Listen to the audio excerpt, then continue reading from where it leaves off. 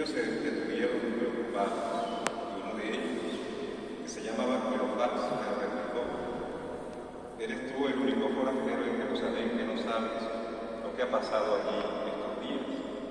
Él les preguntó qué. Ellos le contestaron: lo de Jesús el Nazareno, que fue un profeta poderoso en obras y palabras ante Dios y ante todo el pueblo.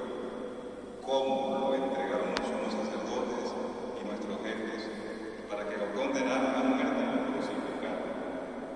Nosotros esperábamos que él fuera el futuro liberador de Israel.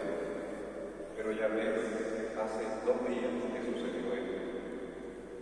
Es verdad que algunas mujeres de nuestro grupo nos han sobresaltado, pero fueron muy de mañana al sepulcro, no encontraron su cuerpo e incluso vinieron diciendo que habían visto una aparición de ángeles que les había dicho que estaba vivo.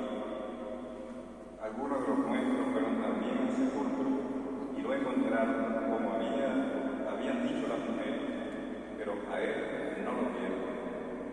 Entonces Jesús les dijo: qué necios y torpes sois para creer lo que anunciaron los profetas. ¿No era necesario que el Mesías padeciera esto para entrar en su gloria? Y comenzando por Moisés y siguiendo por los profetas, se explicó lo que se refería a él en toda la Escritura. Ya cerca de la aldea donde iba, se hizo, además de seguir adelante, pero ellos le apremiaron diciendo: quédate con nosotros, porque atardece y el día va de caída. Y entró para quedarse con ellos.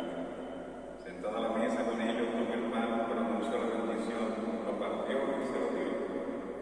A ellos se le abrieron los ojos y los reconocieron, pero él desapareció. Ellos comentaron: no ardía nuestro corazón mientras hablaba por el camino y nos explicaba las Escrituras. Y levantándose al momento, se volvieron a Jerusalén, donde encontraron reunidos los 11 con sus compañeros que estaban diciendo: en verdad, ha resucitado el Señor y se ha aparecido a Simón. Y ellos contaron lo que les había pasado por el camino y cómo lo habían reconocido al partir el pan. Palabra del Señor. Gloria a ti, Señor Jesús.